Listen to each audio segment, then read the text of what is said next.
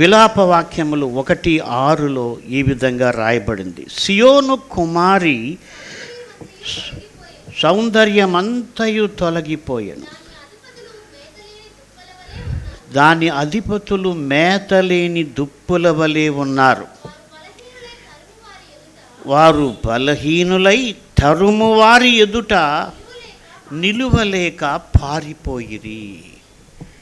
కాబట్టి సియోను కుమార్తెలు అంటే దేవుని ప్రజలను గురించి చెబుతూ వాళ్ళ పరిస్థితి ఎలా ఉందంటే, వారు మేతలేని దుప్పుల వలె ఉన్నారు. అరణ్యంలో మేత లేనటువంటి దుప్పులు చాలా దయనీయంగా ఉంటాయి.